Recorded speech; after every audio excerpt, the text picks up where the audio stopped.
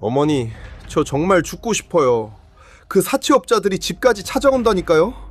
제발 그 아파트만 있으면 다시 일어설 수 있어요. 내 강아지 걱정 마라. 운이 나빴을 뿐이야. 그 집 원래 네 아버지가 해준 거나 다름없잖니. 내가 조론 서류 내밀면 네 아버지는 꼼짝 못해. 그 집 뺏어서 너 줄 테니까 기운 차려라. 평생을 바쳐 뒷바라지한 금쪽 같은 큰아들이 사업 실패로 길바닥에 나앉게 생겼습니다. 그런데 그 원망의 화살이 향한 곳은 놀랍게도 10년 넘게 자신을 모셔온 둘째 아들과 며느리의 유일한 재산, 아파트였습니다. 시어머니는 결심한 듯 차가운 눈빛으로 인감도장을 찍어 누릅니다. 5년을 넘게 모시고 산 며느리와 아들이 매달 대출금을 갚으며 일궈온 집입니다. 하지만 시어머니에게 그들은 그저 큰아들을 위한 소모품일 뿐이었습니다. 어머니, 이 집은 저희가 피땀 흘려 대출금을 갚아온 저희의 보금자리입니다. 며느리의 떨리는 목소리에 시어머니는 비웃음을 날립니다. 하지만 그녀는 몰랐습니다. 그 파란 폴더 안에 담긴 5년치의 기록이 오늘 이 집의 주인을 완전히 바꿔버릴 단두대가 될 줄은 말입니다. 안녕하세요. 오늘 이 통쾌한 역전극이 마음에 드셨다면 정의로운 복수를 응원하는 마음으로 구독과 좋아요 부탁드립니다. 여러분의 응원이 시니어 유튜버 이야기 나아갈 큰 힘이 됩니다. 영감, 우리 이제 70줄인데 지겹지도 않아요? 맨날 내 잔소리 듣기 싫죠? 우리 이제 멋지게 조론합시다. 당신은 당신 연금 가지고 저 시골 가서 자유롭게 살고, 이 집은 명의만 당신 거지 실속은 내가 챙길게요. 내가 가질 거니까 도장 찍어요. 그게 그동안 나 고생시킨 보상 아니겠소? 평생 당신 기에 놀려 살았는데 이제 와서 또 뭘... 알았어. 당신 뜻대로 합시다. 이 지긋지긋한 싸움도 이제 끝내고 싶구려.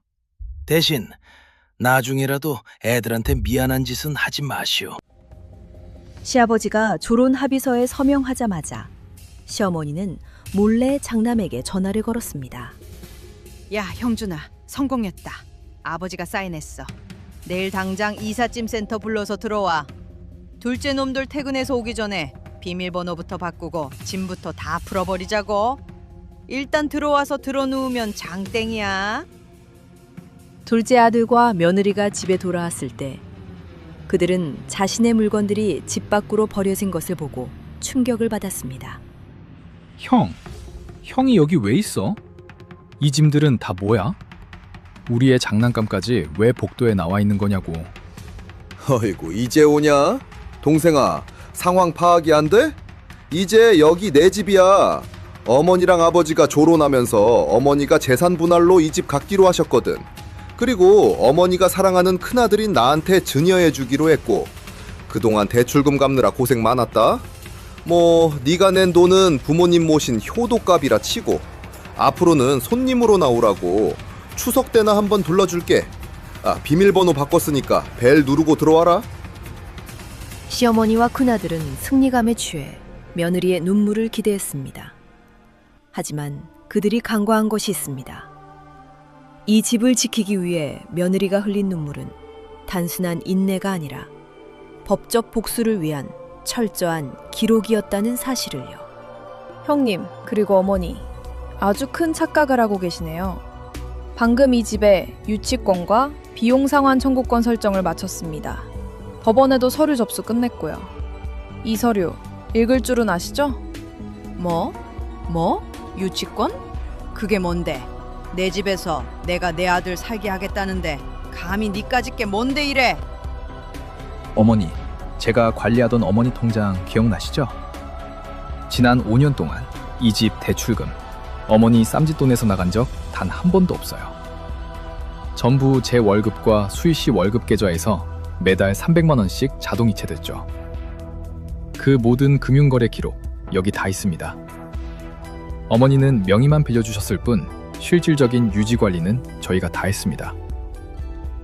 법적으로 조론에 따른 재산 분할을 하시겠다면 좋습니다. 그건 두 분 문제니까요. 하지만 이 집은 이제 분쟁 자산입니다. 저희가 대신 낸 원금 4억, 취등록세와 재산세 2천만 원, 그리고 작년에 제 친정아버지가 보태주신 올 수리비용 3천만 원, 합쳐서 4억 5천만 원입니다. 이 돈 당장 현금으로 돌려주시기 전까지는 이 집 한 발자국도 못 넘겨줍니다. 아니, 못 넘겨주는 게 아니라 아예 못 파실 거예요. 저희가 유치권 행사 중이라 누구도 이 집을 살 수 없거든요. 뭐 4억 5천? 엄마, 집이 깨끗하다며. 대출 없는 집이라며. 이런 빚더미인 줄 알았으면 내가 왜 여기로 와? 나 사채업자들 피해서 숨어 있으려고 온 건데 법원 경매? 압류? 나까지 엮이면 나 진짜 끝장이야. 나 갈래. 아, 아들아, 형준아, 어디 가니? 네가 가면 나는 어떡해? 얘들아, 내가 잘못했다. 응? 이거 좀 치워봐라. 아버지, 고생 많으셨어요. 평생을 괴롭히던 어머니의 탐욕에서 드디어 조론으로 탈출하셨네요. 명의가 아버지로 되어 있으니 저 욕심쟁이한테 한 푼도 주지 마세요. 이제 저희랑 같이 사세요. 진짜 존중받는 집이 어떤 곳인지, 자식도리가 무엇인지 저희가 보여드릴게요. 자식의 피눈물을 짜내어 자신의 욕망을 채우려던 시어머니는 결국 자신이 그토록 맹목적으로 사랑하던 장남에게 가장 먼저 버림받았습니다. 뿌린 대로 거둔다는 말, 오늘처럼 속 시원한 날이 또 있을까요? 진정한 가족은 혈연이 아니라 서로의 노력을 귀하게 여기는 마음에서 시작된다는 것을 우리는 잊지 말아야겠습니다.